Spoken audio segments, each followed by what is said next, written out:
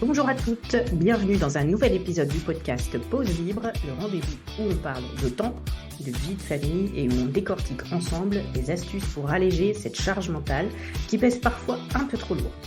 Ce podcast, c'est ton espace pour prendre du recul, trouver l'inspiration et surtout décider de ta vie, de ton temps.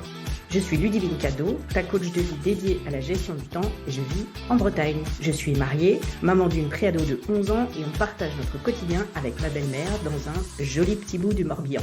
À travers mon entreprise Cadeau Coaching, je me spécialise dans l'accompagnement des mamans qui sont en couple, jonglant entre le travail et la maison, qu'elles soient salariées ou entrepreneurs, tout en ayant une partie, voire la totalité de leur activité professionnelle à domicile. Au cœur de ce podcast, on explore ensemble des solutions pratiques pour gérer notre temps de manière efficace, alléger la charge mentale et créer un équilibre harmonieux entre vie professionnelle et personnelle. Chaque épisode est pensé comme une pause bien méritée où tu pourras trouver des conseils concrets, des anecdotes et parfois un petit grain de folie. Alors installe-toi confortablement, prends ton café ou ton thé, c'est le moment de se faire du bien, de prendre une pause libre, une pause en toute liberté. C'est parti! Le sujet d'aujourd'hui est un outil pour pouvoir se recentrer sur soi, mais terriblement difficile à mettre en place. Je le sais, moi-même j'ai beaucoup de mal, mais je me sens quand même que ça me fait du bien. Dans notre société ultra connectée, où les smartphones sont devenus des extensions de nos bras et les réseaux sociaux des lieux de rencontres virtuelles, la déconnexion semble être devenue un luxe rare. Pourtant, il est crucial de se poser la question. Quel est l'impact de cette constante immersion digitale sur notre bien-être mental et émotionnel ? C'est là que réside l'importance capitale de la déconnexion. On ne le sait que trop, passer trop de temps en ligne peut avoir des conséquences néfastes sur notre santé mentale. Les incessantes notifications, les comparaisons constantes avec les autres et la pression de maintenir une présence en ligne parfaite peuvent contribuer au stress, à l'anxiété et même à la dépression. La surconnexion nous éloigne souvent de la réalité, nous privant du temps précieux que nous pourrions consacrer à des activités bien plus enrichissantes. Alors, je ne suis pas là pour vous dire qu'il faut tout couper, mais plutôt suggérer d'imaginer comment garder les bons côtés et pas les mauvais. Bien sûr, la déconnexion offre une opportunité de souffler, de se recentrer sur soi-même et sur ce qui est réellement important. Que ce soit en famille, entre amis ou en solitaire, s'éloigner des écrans permet de retrouver une connexion authentique avec le monde qui nous entoure. Il devient alors possible de savourer pleinement le moment présent sans être distraite par le flot incessant d'informations virtuelles. Quand chaque membre de la famille a un écran connecté en sa possession, c'est parfois difficile de retrouver des moments de connexion. J'en reviens souvent à ça, mais la planification de moments sans, avec la validation de tous, sinon c'est pas la peine. Et l'idée est de commencer, encore une fois, petit à petit, pas forcément par proposer un week-end entier. La déconnexion nous permet également de développer l'art de la présence. En délaissant les distractions numériques, nous devenons plus attentifs à nos propres pensées, émotions et aux gens qui nous entourent. Ça favorise des relations plus profondes et significatives, renforçant ainsi nos liens sociaux. Pour soi-même, s'inscrire dans une démarche détox, c'est pareil. On y va par paliers. Couper le téléphone et ses notifications, régler des limites dans le temps pour l'usage de certaines apps, comme je le fais pour moi avec les réseaux sociaux, comme je le fais pour ma fille à distance. Elle n'a qu'un temps limité d'écran et est obligée de me demander quand elle en veut plus. Fixer des limites claires est une étape essentielle.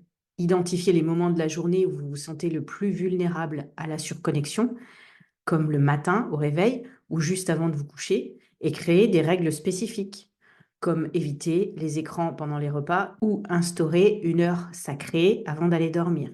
Définissez des zones dans votre maison où l'usage des appareils électroniques est interdit.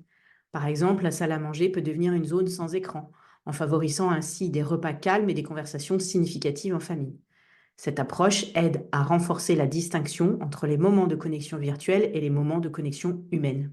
On peut donc aussi décider de ne plus emporter le téléphone dans le lit, le soir dans la chambre, comme si c'était un territoire, une limite. On remplace le téléphone par un radio-réveil ou une lampe qui diffuse de la lumière douce pour le réveil. On prend un livre papier plutôt que de scroller. On peut même décider de reporter une montre quand sa pendule de référence est devenue le téléphone. De manière contradictoire, la déconnexion peut également stimuler la productivité. En prenant le temps de faire une pause numérique, notre cerveau a l'occasion de se reposer et de se régénérer. Cela peut améliorer notre concentration, notre créativité et notre capacité à résoudre des problèmes. contribuant ainsi à une vie professionnelle plus équilibrée et performante. Soyez attentive aux effets de la déconnexion sur votre bien-être. Si vous constatez des améliorations significatives, continuez à ajuster vos habitudes en conséquence. Restez flexible et prête à apporter des modifications pour mieux répondre à vos besoins individuels. Intégrer la déconnexion dans sa vie quotidienne peut sembler être un défi dans le monde d'aujourd'hui. Cependant, avec une approche intentionnelle et des choix délibérés, il est tout à fait possible de réduire sa dépendance aux écrans et de cultiver une vie plus équilibrée. N'oubliez pas que la déconnexion n'est pas une privation, mais une invitation à redécouvrir la richesse du monde réel qui vous entoure. Toujours pareil, on y va petit à petit, un petit pas à la fois. Voilà, c'est déjà la fin de cet épisode du podcast Pause Libre. J'espère que tu as pris autant de plaisir à écouter que j'en ai eu à partager ces moments avec toi.